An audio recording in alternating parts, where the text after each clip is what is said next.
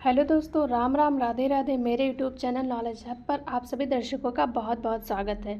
तो दोस्तों, आप लोग अगर किसी भी परीक्षा की तैयारी कर रहे हैं, अगर आपको हिंदी पढ़ना है तो इस चैनल को ज़रूर लाइक, सब्सक्राइब और ज़्यादा से ज़्यादा शेयर करें ताकि अन्य भाई बहन भी इस चैनल से जुड़ सकें। तो दोस्तों, आज की क्लास बहुत ज़्यादा इंटरेस्टिंग होने वाली है जिसमें हम आज समास पढ़ने वाले हैं।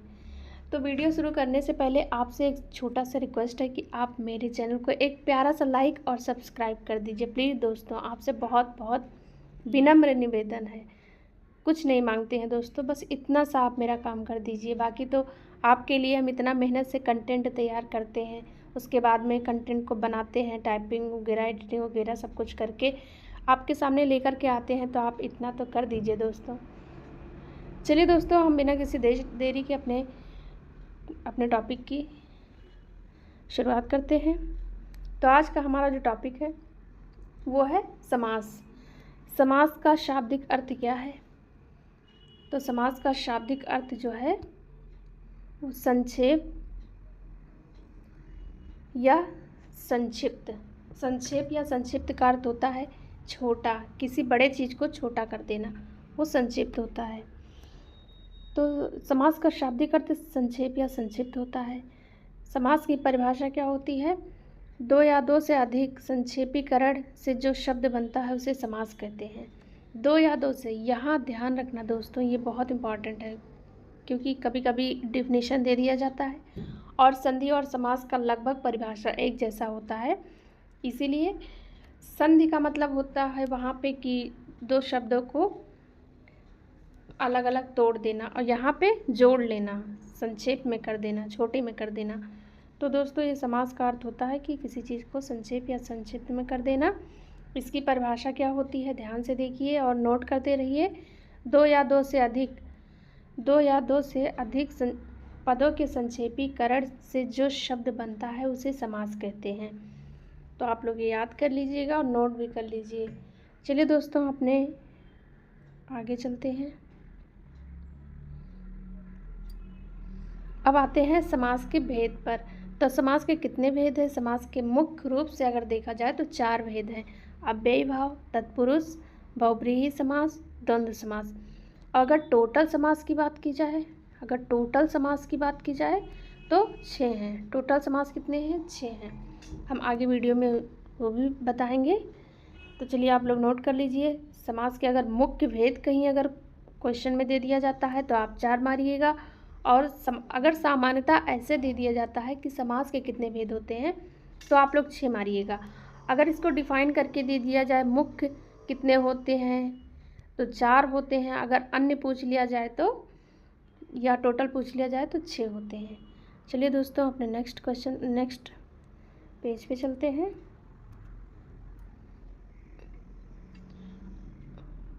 कुल भेद, समास के कुल भेद जो बता रहे थे वही चीज़ यहाँ पे है। तो समास के अगर मुख्य पूछा जाए तो 4 होते हैं। अगर कुल भेद की बात की जाए तो कितने होते हैं? 6 होते हैं। ये बहुत इम्पॉर्टेंट। अगर समास के भेद कितने होते हैं तो 6 होते हैं। समास के मुख्य भेद कितने होते हैं तो 4 होते हैं। ये जो है हमारा तत्पुरुष का ही भाग है। कौन सा? कर्मधारय।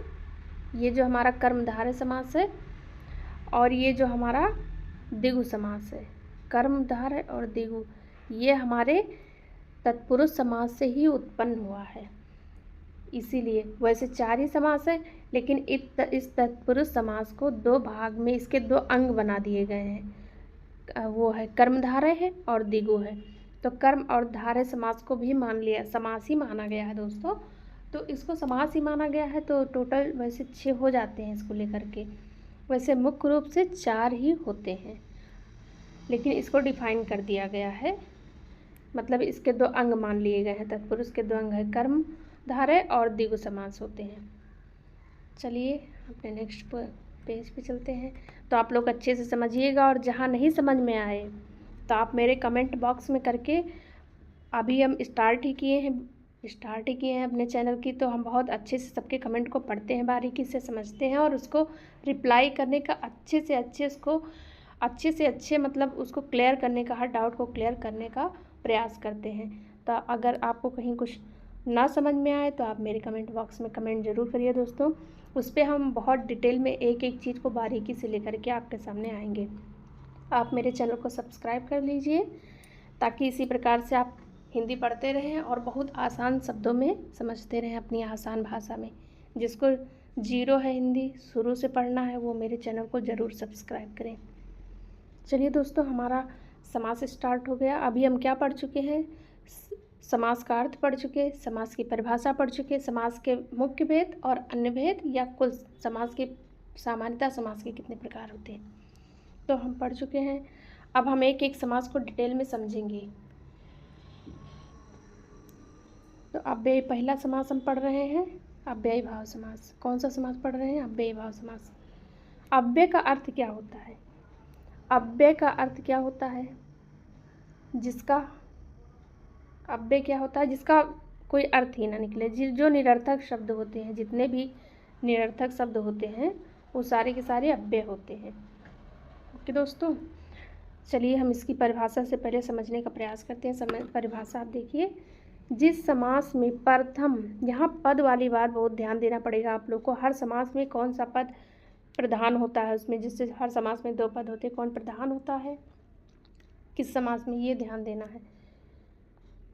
तो प्रथम पद अव्यय होता है। प्रथम पद क्या होता है? जिस समास का प्रथम पद अव्यय होता है उसे अव्ययी भाव समास कहते हैं। जिस समास का प्रथम पद अव्यय होता है उसे हम क्या कहते हैं? अव्ययी भाव समास कहते हैं।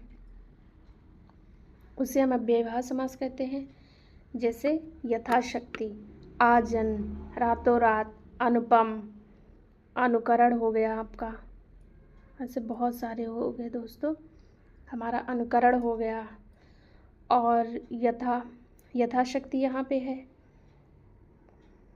हाथों हाथ हो गया, हाथों हाथ, रातों रात, बातों बात। इस टाइप के जितने भी एग्जाम्पल रहेंगे जिसका कोई आगे जो पूर्व पद है वो अव्यय है और जिसका कोई सार्थक अर्थ ना निकल रहा हो।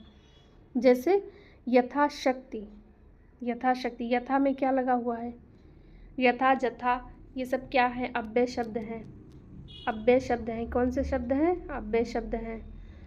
आजन्मा, आजन्मा, आजन्मा का अर्थ क्या होगा? जिसका मतलब आ इसमें क्या है? उपसर्ग लगा हो इसमें, ये भी बहुत ध्यान देना है। इसका ट्रिक है समझने का।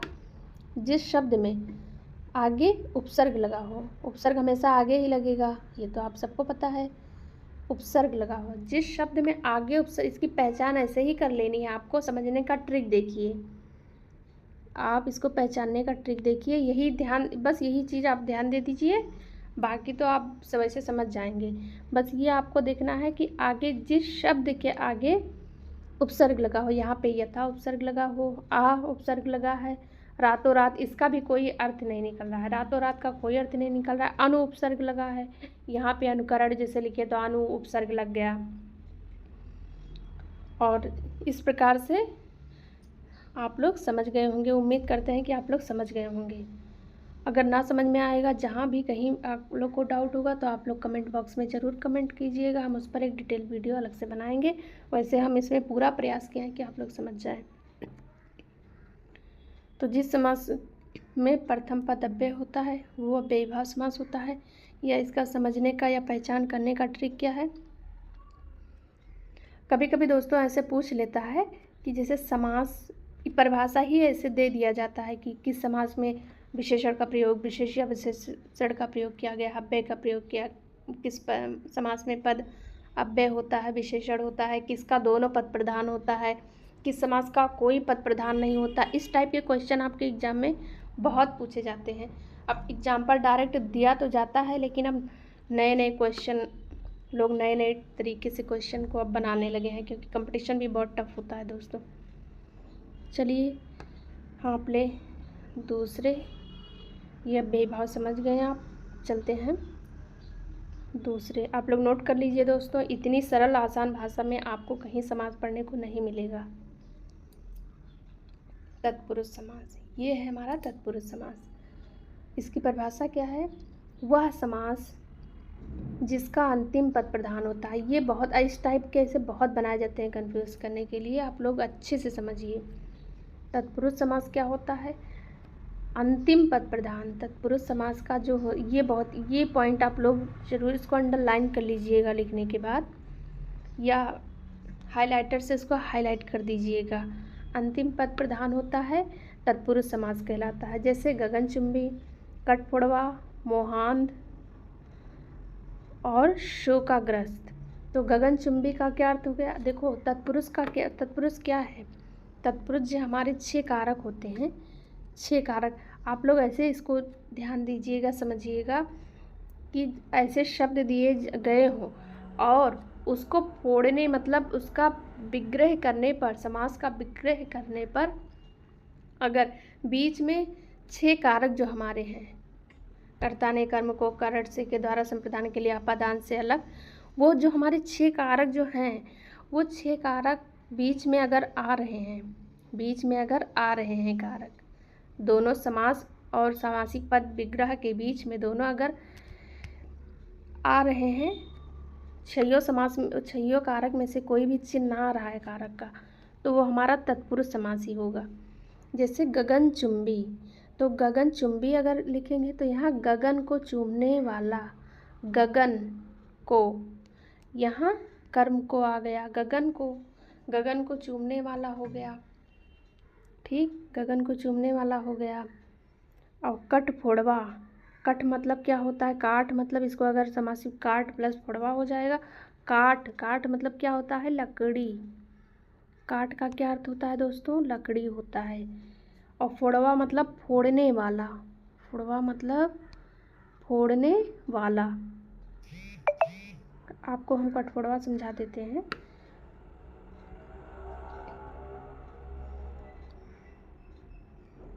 काट मतलब लकड़ी,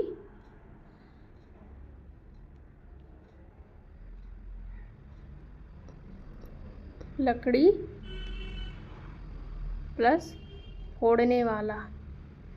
लकड़ी को यहाँ प्लस जो हम लगाए हैं, ये मतलब प्लस का मतलब क्या समझाए थे? जहाँ पे छइयों कारक में से प्लस मतलब बीच में जो कारक चिन्ह लग जाए, वो हमारा तत्पुरुष समास हो जाएगा। तो कठफोड़वा मतलब लकड़ी को फोड़ने वाला। को तो यहाँ कर्ता ने कर्म कारक आ गया। कौन सा कारक आ गया? कर्म। कौन सा कारक आ गया बीच में? कर्म। देखो समासिक पद और समास विग्रह के बीच में दोनों का अगर विग्रह किए तो बीच में क्या आ गया? कारक में से कर्ता ने कर्म को कर्म कारक आ गया, ठीक है। मोहांध अगर इसका समास वो करेंगे, विग्रह करेंगे तो क्या होगा? मोह में अंधा। तो में कारक है कि नहीं है? में हमारा कौन सा कारक है? बताइए आप लोग कमेंट बॉक्स में ज़रूर बताइएगा इसका कि में कौन से कारक में आता है। देखते हैं आप लोग कितना पढ़ते हो, ठीक है। शोकाग्रस्त अगर इसका समास विग्रह करेंगे तो क्या होगा? शोक से ग्रस्त। से कौन सा कारक है? आप लोग कमेंट में ज़रूर बताइएगा दोस्तों। से जो हमारा है कौन सा कारक है? बताइए। से के द्वारा कौन सा कारक चिन्ह है? करण कारक है। कौन सा कारक है? करण कारक है। करण से के द्वारा, करण क्या होता है? से के द्वारा हम इसको अभी आप लोग समास समझिए, इसके बाद में हम कारक चिन्ह भी बहुत अच्छे से पढ़ाएंगे। आप लोग मेरे चैनल, जितने भी दर्शक हैं, आप लोग मेरे चैनल को अगर नए हैं तो सब्सक्राइब ज़रूर करिएगा। हम समास संधि जितने भी टॉपिक हिंदी के हैं, हिंदी प्लस जीएस भी बहुत सारा डिटेल में बहुत सारी क्लासें करवाएंगे। तो आप लोग मेरे चैनल को ज़रूर सब्सक्राइब, लाइक और ज़्यादा से ज़्यादा शेयर करें ताकि ये बेसिक हिंदी भी हर किसी भाई बहन के साथ पास पहुंच सके। चलिए दोस्तों, आप लोग उम्मीद करते हैं कि तत्पुरुष समास समझ गए होंगे कि जो दो शब्दों के बीच में अगर समास विग्रह करने के बीच में अगर 6 कारक में से अगर कोई भी कारक चिन्ह आ रहा है तो ये समझने का तरीका है, तो वो तत्पुरुष समास होगा। चलिए दोस्तों, अपने आगे चलते हैं दूसरे समास पे। कर्मधारय समास हमारा आ गया। तीसरा हमारा क्या है, कर्मधारय समास। इसकी परिभाषा क्या है, जिस समास में विशेषण या विशेष, एक मिनट, हाँ दोस्तों ये बताना भूल गए थे, जिस समास का अंतिम पद प्रधान होता है, इसका क्या है, अंतिम पद प्रधान होता है। ठीक, अंतिम पद प्रधान होता है वो तत्पुरुष समास होता है। यह अंतिम पद वाला आप लोग जरूर ध्यान दीजिएगा, अंतिम पद। चलिए दोस्तों हम नेक्स्ट क्वेश्चन पर, अपने नेक्स्ट समास पर चलते हैं। जिस समास में विशेषण या विशेष से, विशेषण क्या हमारा हो गया, उपमेय, विशेष क्या हो गया, उपमान, विशेषण या विशेष उपमेय या उपमान का संबंध पाया जाता है वो कर्मधारय समास होता है। कर्मधारय लिख गया, सॉरी दोस्तों यहाँ पे कर्मधारय आप लोग कर लीजिएगा, कर्मधारय समास कहलाता है। जैसे महात्मा गांधी, अब यहाँ पे ऐसे, अब आजकल क्वेश्चन इस टाइप के बनने लगे हैं कि पूछा जाएगा किस समास में विशेष या विशेषण की बात की गई है, या विशेषण या विशेष का संबंध होता है, या उपमेय उपमान का संबंध होता है। इस टाइप के क्वेश्चन बनेंगे दोस्तों। तो आप लोग ध्यान दीजिएगा कि ये कर्मधारय समास के अंतर्गत आएगा। महात्मा, नीलगाय, कमलचरण, नीलांबर। तो इसमें बताना, इसमें जैसे समासिक, जैसे महात्मा हम है, इसका समासिक विग्रह करेंगे तो क्या होगा, महान, महान है जो आत्मा, आत्मा महान है जो आत्मा। नीली है जो गाय, चरण कमल क्या होगा, चरण के समान कमल। इसमें देखो विशेषता बता गई है कि कमल के समान चरण है, चरण किसके समान है, कमल के समान। तो यहाँ पे उपमेय उपमान है ना, बताइए उपमेय किसकी है, कमल, उपमान चरण हो गया। तो यहाँ पे मतलब किसी चीज़ की विशेषता बताई जाती है, मतलब इसमें दिया गया है कि जैसे महान है जो आत्मा, महान क्या है, एक किसी के अंदर पाई जाने वाली विशेषता ही तो है। जो अच्छे कर्म करते हैं, जो बहुत आदर्शवादी टाइप के होते हैं, उनको महान कहा जाता है, उन्हें ही महान कह सकते हैं। जो महान महात्तम कार्य करते हैं, इसीलिए उनको लोग महान की उपाधि देते हैं। तो नील गाय, नील क्या है, नीला क्या है, नीला एक रंग है, रंग क्या है, रंग क्या है, जो विशेषण क्या है, संज्ञा सर्वनाम की विशेषता बताएं। तो गाय, गाय क्या है, संज्ञा है, नीला क्या है, विशेषण है। गाय क्या है, नीला है, विशेषण क्या, वो नीला क्या है, विशेषण है, गाय क्या है, संज्ञा है। तो संज्ञा की विशेषता नीला बता रहा है कि गाय क्या कैसी है, नीली है। तो गाय नीली है, गाय की विशेषता बता रहा है। तो यहाँ पे विशेषण जो परिभाषा में दिया गया है उसी से वैसे ही हम लोग समझेंगे। तो ठीक है, नील गाय मतलब नीली है गाय, चरण कमल मतलब चरण के समान कमल, नीलांबर मतलब जो अंबर, अंबर मतलब आकाश होता है, नीलांबर नीला है जो अंबर। तो उम्मीद करते हैं दोस्तों कर्मधारय भी आप लोग समझ गए होंगे। जहाँ पे विशेष या विशेषण की बात की जाए वहाँ पे कर्मधारय समास होता है। आप लोग विशेषता ध्यान दीजिएगा कि किसके अंदर कैसी विशेषता है, किस चीज़, शब्दों में ध्यान दीजिएगा, समझने का प्रयास कीजिएगा। वहाँ पे आप लोग थोड़ा सा दिमाग लगाएंगे तो आप लोग ज़रूर सही करेंगे। उम्मीद करते हैं कि समझ गए होंगे। चलिए दोस्तों हम आगे चलते हैं दूसरे समास पे। आ गया हमारा द्विगु समास। चौथा हमारा क्या है, द्विगु समास, जिसमें प्रथम पद संख्यावाची होता है। यहाँ ध्यान देना, ये याद करना है दोस्तों। समास वैसे बहुत आसान है, अगर आप लोग समझने थोड़ा सा भी दिमाग लगाएं तो।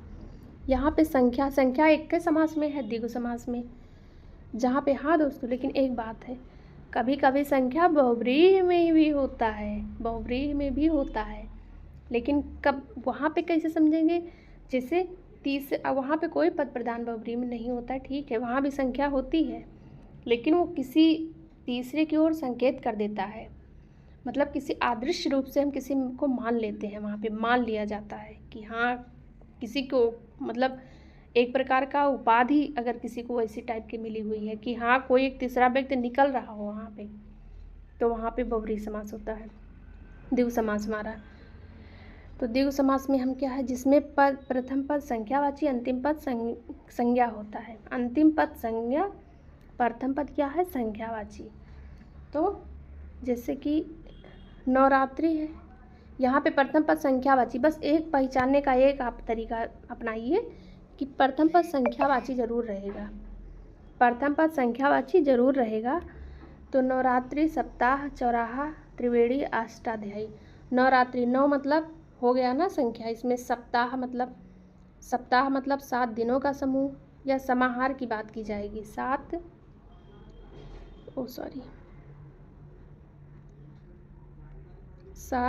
दिनों की बात की जाएगी। सप्ताह मतलब 7 दिनों की बात की जाएगी यहाँ पे। 7 दिनों का समाहार या 7 दिनों का समूह।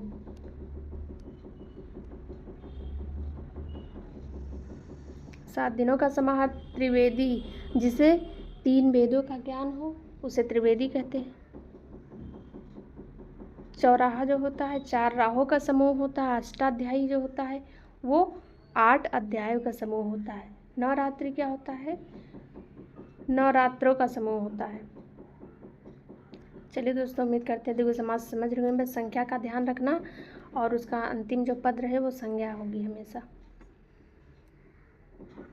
चलिए दोस्तों, हम नेक्स्ट समास पे चलते हैं। अब हमारा आ गया द्वंद्व समास। इसकी परिभाषा क्या है? जिसमें दोनों पद, प्रथम व अंतिम पद प्रधान होता है। इसमें ध्यान देना, दोनों पद किसमें प्रधान होता है? तो दोनों पद प्रधान होता है हमारे द्वंद्व समास में। जैसे माता पिता, गुरु शिष्य, सीताराम, पाप पुण्य। और इसको पहचान करने की हमें आपको एक ट्रिक बता रहे हैं पहचान करने की, कि इसमें बीच में योजक चिन्ह और या तो योजक चिन्ह या तो तथा लगा रहेगा दोस्तों। योजक चिन्ह या तथा लगा रहेगा। 3 चीज़ अगर बीच में या विग्रह करने पर और या तथा लगाना पड़े तो वो द्वंद्व समास होता है। द्वंद्व का अर्थ होता है, द्वंद्व का शाब्दिक अर्थ होता है कि किसी 2 चीज़ों का द्वंद्व उत्पन्न होना, विरोध उत्पन्न होना। दोनों के गुण मतलब विपरीत हों, मतलब गुण एक ही जैसे हों, एक दूसरे के प्रतिस्पर्धी हों। तो जैसे माता पिता हो गए, गुरु शिष्य एक दूसरे के हैं ना, विरोधाभासी टाइप के। सीताराम हो गए, पाप पुण्य हो गए। अब पाप पुण्य के बीच में योजक चिन्ह को हटा करके और लगा दिया जाएगा। गुरु शिष्य, गुरु और शिष्य, सीताराम, सीता और राम, सीता और राम, सीता और राम। माता पिता, माता और पिता, माता और पिता। राधा कृष्ण, राधा और कृष्ण, राधा और कृष्ण। इसको हम समास विग्रह जो योजक चिन्ह जितने भी लगे हैं दोस्तों, इसको हटा करके और या तथा का प्रयोग किया जाएगा जब हम लोग समास विग्रह करेंगे। बाकी पहचानने के लिए तो योजक चिन्ह लगा रहेगा, लेकिन जब विग्रह करेंगे तो इसको हटा करके और या तथा का प्रयोग करेंगे। तो द्वंद्व का अर्थ होता है युग्म। युग्म मतलब जोड़ा। तो आप लोग समझ गए हैं, द्वंद्व का अर्थ भी समझ गए, परिभाषा समझ गए और उदाहरण समझ गए।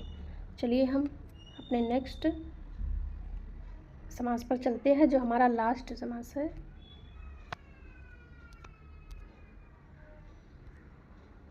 बहुव्रीहि समास। बहुव्रीहि समास हमारा है 6वां समास। हमारा क्या है? बहुव्रीहि समास, जिसमें कोई पद यानी प्रथम व अंतिम दोनों पद प्रधान नहीं होते हैं, वो हमारा बहुव्रीहि समास होता है। जैसे अब यहाँ पे बहुत ध्यान दीजिएगा, इसमें द्वंद्व समास में क्या होता है? दोनों पद प्रधान, दोनों पद प्रधान। आप लोग समझ जाइएगा, ऐसे शॉर्ट में लिख रहे हैं, दोनों पद प्रधान, दोनों पद प्रधान। और इसमें दोनों पद अप्रधान, ये दोनों एक दूसरे के क्या हैं? विरोधी हैं। दोनों पद अप्रधान यानी दोनों पद प्रधान नहीं होते हैं। तो ये दोनों बहुत इंपॉर्टेंट है, बहुत कन्फ्यूज होते हैं लोग इसमें।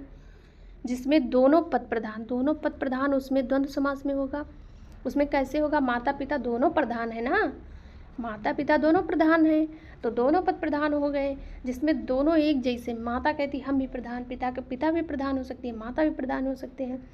तो दोनों पद प्रधान होता है, वहाँ पे द्वंद्व समास होता है। और जो दोनों पद अप्रधान हो, दोनों पद प्रधान नहीं हो तो बहुब्रीहि समास होगा।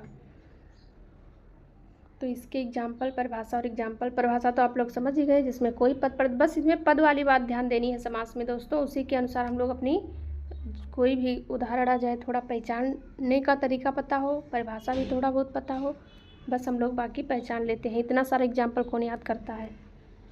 तो दशानन, बीड़ापाड़ी, चक्रपाड़ी, पीताम्बर। अभी हम आपको पीताम्बर और घनश्याम का कॉन्सेप्ट बताएंगे। इसमें दोनों में बहुत कन्फ्यूज़न होता है। पीताम्बर कभी कभी कर्मधारय में चला जाता है, कभी कभी बहुव्रीहि में चला जाता है, लोग कन्फ्यूज़ होते हैं। अभी हम आपको समझा रहे हो। अभी दशानन, बीड़ापाड़ी, चक्रधारी, पीताम्बर। तो जो दशानन, देखिए अब ये कहोगे कि मैम यहाँ पे तो 10 क्या है, संख्यावाचक है, तो ये क्या द्विगु समास में चला जाएगा। आपने दशानन यहाँ पे कैसे लिख दिया बहुव्रीहि में, वो भी हम समझा रहे हैं, आप लोग धैर्य रखिए। दशानन ये भले ही यहाँ पे संख्यावाचक है, लेकिन इसका एक तीसरा अर्थ निकल रहा है। दशानन, आनन का मतलब क्या होता है, मुख, मुंह या सिर। ठीक, तो 10 हैं सिर जिसके, 10 हैं सिर जिसके या 10 हैं मुख जिसके, सिर वो क्या हो गया, रावण को हम लोग दशानन कहते हैं। त्रिलोचन, त्रिलोचन क्या होगा, त्रिलोचन भी हमारा बहुव्रीहि होगा। 3 है लोचन जिसके, लोचन का मतलब आँख, और 3 लोचन किसके हैं, भगवान शिव के। तीसरा अर्थ निकल आया ना, किसी को उपाधि दी गई है या एक तीसरे व्यक्ति की ओर संकेत किया ना, तो हमारा त्रिलोचन हो गया, दशानन हो गया। और इस टाइप के कुछ होते हैं जो तीसरी ओर को संकेत कर रहे हैं, वो साबित कर दे रहे हैं कि एक तीसरा व्यक्ति है। अगर ये उपाधि दी गई है या ऐसा कुछ है तो वो तीसरा व्यक्ति को जाता है, तो वो बहुव्रीहि समास होगा। दशानन, बीड़ापाड़ी, बीड़ापाड़ी मतलब वीणा है पाड़ी जिसके, अर्थात सरस्वती। चक्र है पाड़ी जिसके, चक्रधारी, चक्रधारी है, चक्र है पाड़ी, चक्रपाड़ी हो गया, बीड़ापाड़ी हो गया, श्वेतांबर हो गया, बागांबर हो गया, बागांबर जो वस्त्र, बाघ के वस्त्र को धारण करते, बागांबर हो गए। श्वेतांबर मतलब श्वेत वस्त्र को धारण करने वाला, अर्थात लगा दिया गया ना, माँ सरस्वती।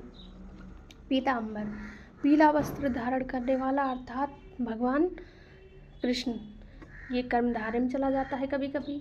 अगर कर्मधारय, हाँ अगर कर्मधारय देगा तो बहुव्रीहि नहीं देगा, बहुव्रीहि देगा तो कर्मधारय नहीं देगा। अगर दोनों दे दिया ऑप्शन में, अगर दोनों दे दिया ऑप्शन में, तो आप लोगों को हमेशा बहुव्रीहि ही मानना है। उम्मीद करते हैं दोस्तों कि आज का जो हमारा प्रयास था वो सब लोग समझ गए होंगे अच्छे से, और उम्मीद तो पूरा है कि आप लोग समझ गए होंगे। हमने बहुत मेहनत किया था इस कॉन्सेप्ट को तैयार करने में, इस कंटेंट को तैयार करने में मैंने बहुत मेहनत किया है। ये जो आप लोग देखे हैं, ये पीताम्बर और घनश्याम का कॉन्सेप्ट थोड़ा सा आप बहुत शॉर्ट में समझ लीजिए, वैसे हम बहुव्रीहि में तो समझा ही दिए हैं। पीताम्बर कर्मधारय और बहुव्रीहि समास होगा। पीताम्बर जब कर्मधारय, अगर ऑप्शन में अगर क्वेश्चन ऐसा आता है कि पीताम्बर में कौन सा समास है, तो कर्मधारय या बहुव्रीहि समास अगर दोनों दे रहा है तो आप लोग फर्स्ट प्रायोरिटी बहुव्रीहि को देंगे।